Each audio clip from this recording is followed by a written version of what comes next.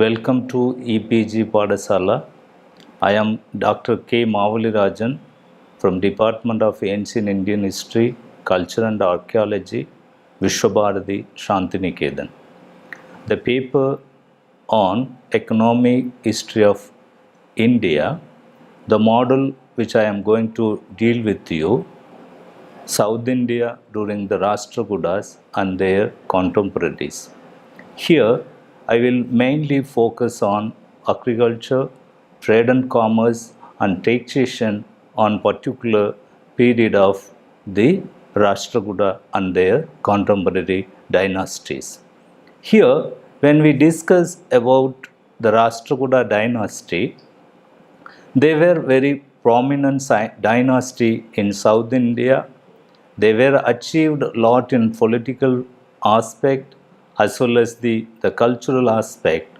In the field of the religion also, there we can find many changes in the religious practice as well as the social practice of that particular regions. Mainly in economic aspect, there are many significant changes took place. Mainly in mineral wealth, the Rashtrakutas region, which were very rich in the mineral resources. On the basis of the richness of the soil and the mineral wealth, the economy of the Rashtrakuta period become very prosperous, very self-sustained, and we can find the many of the economic-based development during the Rashtrakuta period. So, the learning objectives of these modules to understand the economic history of South India during the Rashtrakuta period. It's also to study the different kinds of the land pattern, to study the crop cultivation and irrigation system of Rashtrakuta period, various industrial development and industrial based the product which mainly they used for the trade and commerce. The trade and commerce of the inland and foreign trade and the external trade route also important in the study of Rashtrakuta period. We also discuss about the revenue system, various taxes which including the land tax, tax on the commercial goods, the emergency taxes and other the minor dues. First, if we consult the significance of the particular period of Rashtrakutas and their contemporaries, they brought many lands under the cultivation, which means we can find a kind of the agrarian changes through the expansion of the new settlements, that expansion of the new cultivable area which lead for the economic prosperity of the Rashtrakuta period. The Rashtrakutas also frequently patronage for the expansion of the agriculture, the rise and spread of the new settlements, its lead for the economic prosperity and as well as the economic growth of the country. The economic prosperity in the field of mine industry and another mineral resources was very significant factor in the economic history of the Rashtrakuta period. Now we'll concentrate on the agriculture and agriculture pattern during the Rashtrakuta and their contemporaries. In the economic field of the Rashtrakuta state, it was based on agricultural economy. Majority of the people employed on land because of land was the important the component which in the economic aspect of the Rashtrakuta period. The physical background of the Rashtrakuta regions was the important factor for the economic prosperity of that regional economic system. It also helped overall economic development of the state. Another important in the economic growth of the Rashtrakuta state, we can find the different type of the land system. On the basis of the physical condition of land, it was classified into three divisions. The first one was wetland, the second one dry land, and third one the forest land. Mostly lands were owned either royal or private ownership. The royal ownership meant the king had the rights of on land of the royal the rightship. The private owners, they are the individual owner, they had the every right to cultivate the rights as well as the selling right of the lands from one owner to the another. The individual lands were mostly cultivated by the agricultural laborers. The agricultural laborers were the real cultivator of that fertile soil. The landholders were referred by the terms of Krista. The agricultural laborers were called by the term Krishyada. The agricultural villages mostly the consist of the Brahmins community, they consist of the Vellalas, they were known as that Okkalu in Rashtrakuta regions. The agricultural villages mostly consist of the landless labor also.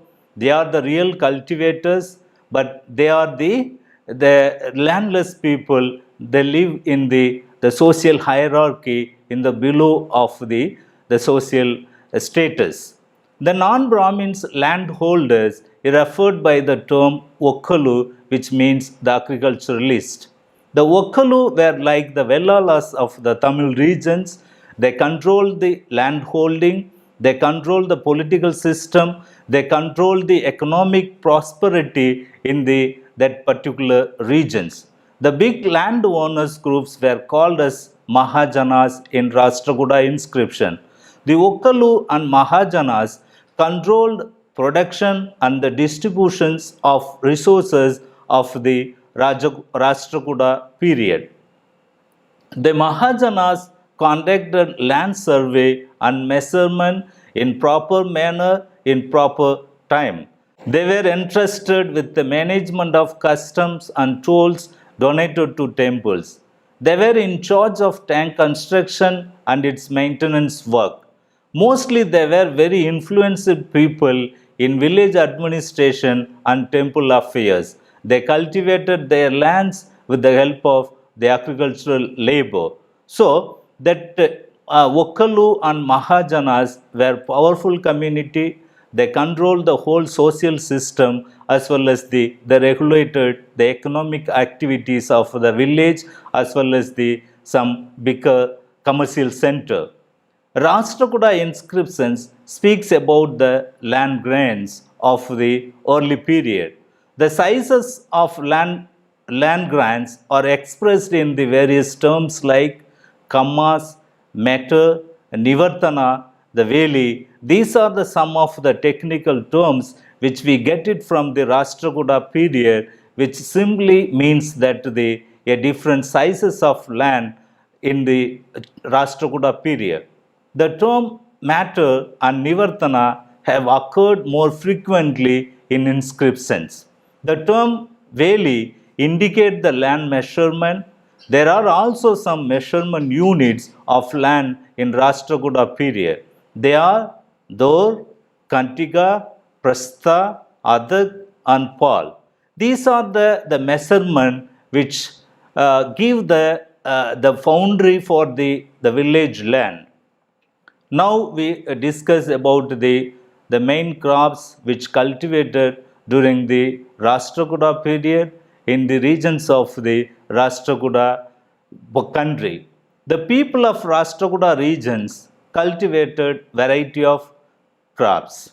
The fertility of the soil produced more crops. Cotton was produced in large number. The cotton, yarn and cloth are mentioned among the articles of export. We get references to export from the traveler accounts of Periplus and Marco Polo. They give the details account about the agricultural commodities which exported from India to other foreign countries. Indigo also cultivated in large number which have been exported from Gujarat and Thana in 13th and 17th century AD to the other countries. The Rashtrakuta sources indicate the variety of food grains which were cultivated in the wetlands, including rice, barley, wheat, and sugarcane.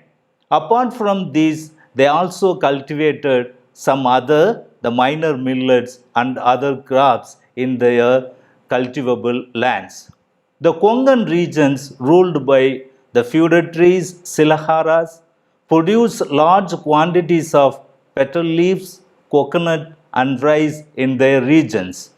Mostly, the other feudatories of the Gangas also produce such kind of the wood materials like the sandal, timber, teak, and ebonoi. The Arab travelers and writers testify the fertility of the soil and the rich variety of agricultural products of the Rashtrakuta period. The Arab travelers Ibn Hogul informs us that the honey was produced in large quantity during the Rashtrakuta period. They also cultivated some other crops, mainly jawari, bajri, oil seeds, coconut, petal nuts, sandal, teak, ebonoi woods. These are some of the main cultivation. Arab accounts mention about the coconut and petal nuts cultivation of Rashtrakuta regions. The irrigation system of Rashtrakuta period is important. They followed different kind of irrigation pattern to irrigate their agricultural land. Various sources of irrigation adopted by the Rashtrakuta people. The most common irrigation system was river irrigations. The rivers like Narmada, Tabdi, Godavari, Krishna, and Tungabhadra were the main source of water for irrigation of the wetland cultivation. They also used tank and canal for irrigation purpose. The inscription of Krishna III give information on tank and canal irrigations. The kings also constructed many tank and canals during the Rashtrakuta period. There are many references which give the references to the pond construction and water channels which have been given the evidences of the irrigation pattern of the Rashtrakuta period. There are also some other pattern of the irrigation system in Rashtrakuta and their contemporary periods. So, on the basis of that, the agriculture and the proper irrigation system of the Rashtrakuta, which definitely it's emerged for a kind of the economic development in the Rashtrakuta regions. Now we come to industries and their industrial development during the Rashtrakuta period. Many industries were developed. There were industries like textile industries, leather industries, metal industry, sugarcane industry, coir making industry, boat manufacturing, oil mills, bangle making industries, which developed during the Rashtrakuta period. The muslin cloth manufacture also the important the industry which existed during the Rashtrakuta period. The leather industry and tanning also flourished, which existed during the Rashtrakuta period. Another important aspect of the Rashtrakuta dynasty, they were very rich in mineral resources.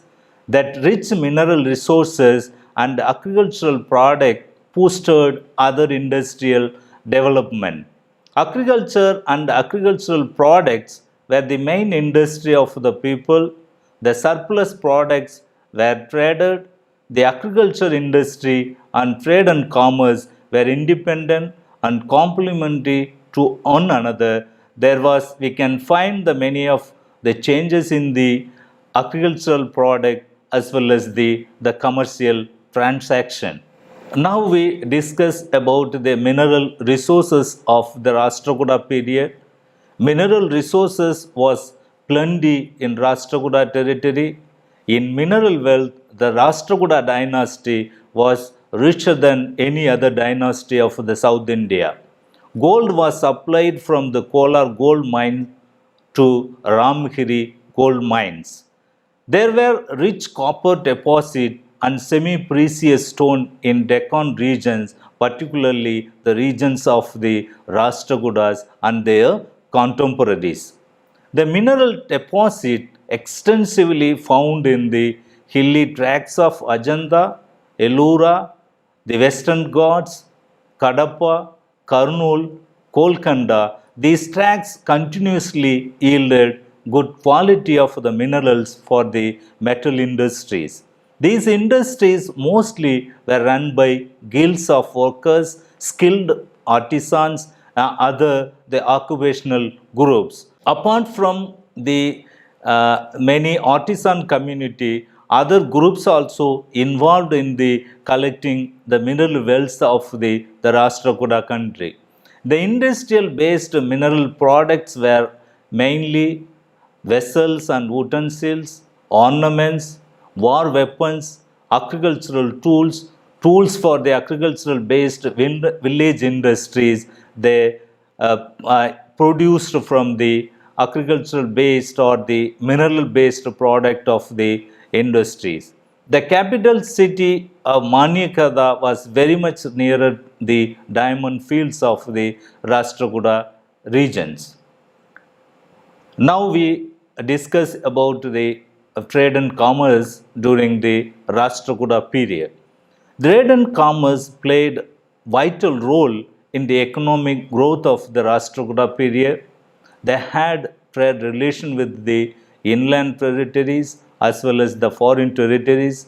They transferred their commercial goods from one region to the another region through the proper the highways, proper the roadways. They imported several goods from foreign countries. They also, apart from the internal transaction, they also involved in the external trade activities. There were close trade contact between the Rashtrakutas and Arab worlds. The Rashtrakutas and Abbasid Khalifas were two great contemporary powers in 8th and 10th century AD. They had very close relation with each other. From Arab accounts, we find references to the commercial relation between the Rashtrakuta and Arabs. Both of them involved in export and import of the commercial goods. These are the Arab travelers. Al-Mushudi, he speaks about the external, the commercial transaction between the Rashtrakuta and the Arab nations. To bring goods from India by the way of Persian Gulf, they used few seaports and river ports. There are some market center for Indian wood also in RFV pine. Through minor ports, Noshari, Dobal, Joycott, Devcott, they transacted clothes, brass and block woods logs from India.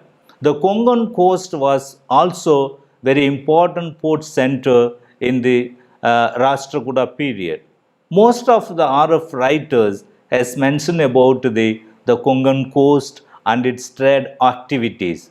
Through Konkan coast, they had maritime association with Arab, which played a prominent role in the development of trade and commerce of the country.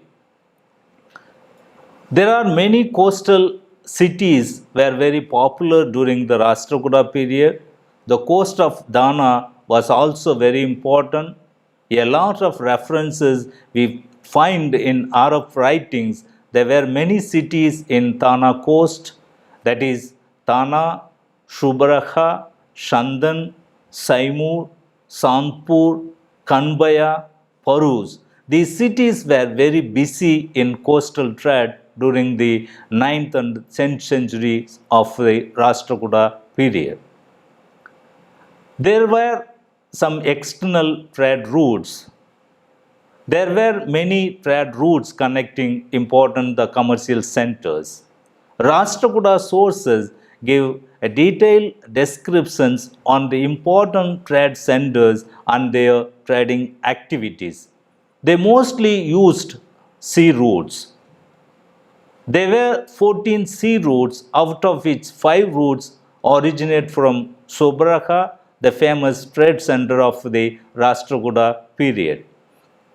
The following are trade routes from Sobraha which connect other important the commercial centers. There are some special route from Sobraha to Baburkula, Sobraha to Swarnadivida, Sobraha to China and Maha China, Sobraha to Mahilaraya, Sobaraha to Ratnadeepa. Through these trade routes, the traders from Rashtrakuta country and foreign countries they carried their commercial commodities. These trade routes very famous for cloth trade. Different kinds of wood from Rashtrakuta kingdom exported through these commercial center to the Arab worlds. The Arab used the Indian woods for the construction of houses and ships building. Arabs also imported Indian drugs and perfumes. They also imported black salt in large quantities from India. The most important article of import into India from the Arab was horse. Mostly the horses were imported from Arab India, that mostly all the South Indian dynasties. The main articles of export were cotton yarn, cotton cloth, muslin cloth, mats, indigo, incense, perfumes, petal nuts, coconuts, sandal, teak and timber, sesame oil, and ivory. The main articles of import were pearls, gold, dates from Arabia, slaves, Italian wines, tin, lead, topaz, sweet clover, flint glass, antimony, gold and silver coins. These are the some of the items which they involve in the commercial transaction. In internal trade, they had inland trade relation with other dynasties. In inland transaction, goods were carried through land or river routes. The following trade routes are very popular during the Rashtrakuta period. That routes connect the important commercial centers which linked with the Rashtrakuta dynasty. The link from the Ayodhya to Vijayapur, Ujjaini to the Narmada river, Varanasi to Pradisthana, Dakshashila to Sobaraha passing through Dakshinapada, Sobaraha to Koshala, Uttrapada, Vidyavasa to Buruksha, Vidyayadi to the Narmada river. These routes were very popular in the commercial transaction in the Deccan regions. Al-Biruni mentioned 16 routes of early 11th century AD in his account. Out of these 16 routes, some of the trade routes connected with the Rashtrakuta Empire. Trade guilds played an important role in economic development of the country. They acted as the trustee of the religious endowment. They served as the custodian of temple properties. The inscriptions gives the name of some of the merchant communities they involve in the internal as well as the external trade. Especially Nahai Srastin, Lokai Srastin, Adityavarman, these are the some important the guild organization they involved in the commercial transaction of the Rashtrakuta period. Now we discuss about the revenue system of the Rashtrakuta. The principal source of revenue during the Rashtrakuta period were mineral product and the commerce. Tributes from feudatories, income from state properties, proceeds of taxes were also important revenue for the Rashtrakuta state. The state revenue came from mainly the five principal sources. The first one is the regular sources, which mostly from the land taxes. Second one is occasional taxes, which collected from the people on occasions. The fines also the important revenue for the Rashtrakuda's state, the tax income, tributes from the feudatories. These are the main sources of income for the state functions. The regular taxes are referred in inscription in different terms such as Udaranga, Ubarikara, Shiddaya, Visti. There are some references also. It gives the occasional taxes were collected from the Rashtrakuta period. These taxes were called a different name. This is very important in the revenue collection of the state of the Rashtrakuta state. There are also some emergency taxes imposed occasionally. Income taxes include a tax on ground land, tax on wasteland, specific type of tree considered valuable for economic, mines, salt, estate, and monies of the person who also become the revenue of the state. Now we discuss about the land tax during the Rashtrakuta period. The land tax was main source of income. Land tax variously called as Udaranga and Bohakara in inscription of Rashtrakuta. The Udaranga was agricultural produce which applied it in terms of the cultivation of petal leaves, fruits, vegetable, flowers and grass. The Bohakara is a kind of the collection from the agricultural product. The landowners and tenant paid variety of taxes including land taxes, produce taxes, payment of overhead for maintenance of the Gaundar. Land taxes were varied based on type of land and its produce and situation. Donated lands to Brahmins and temples were taxed at a lower rate. Mostly these lands were exempted from paying any tax. The donated lands to war heroes also exempted. Sometime that lands were lightly taxed. Land tax were paid in kind in sometime cash. Apart from the land tax, the Rashtrakuta state also collected the taxes from commercial goods. The commercial goods were properly taxed.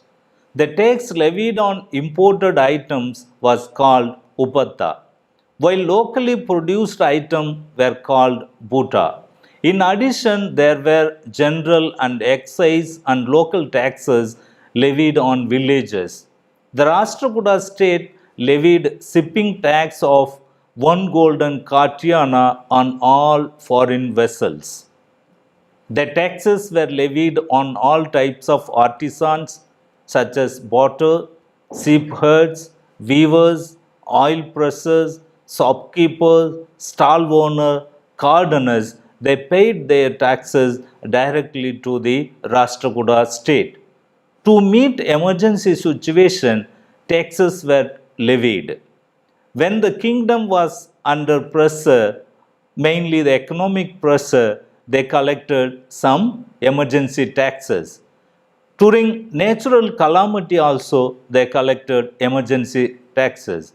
Preparing for war, they collected many taxes. Fines were also one important the revenue for the state. Taxes on salt and mineral were mandatory during the Rashtrakuta period.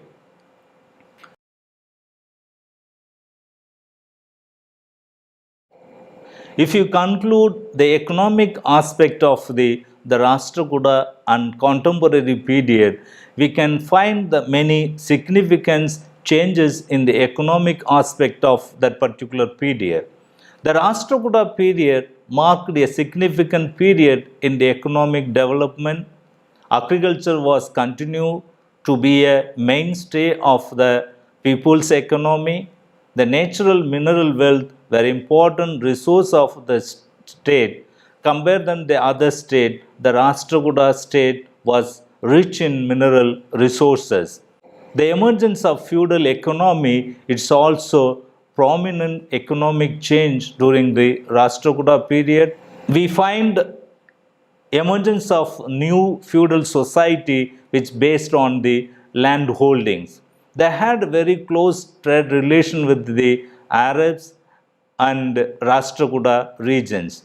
The merchant community were very active in both internal and foreign trade. Thank you very much.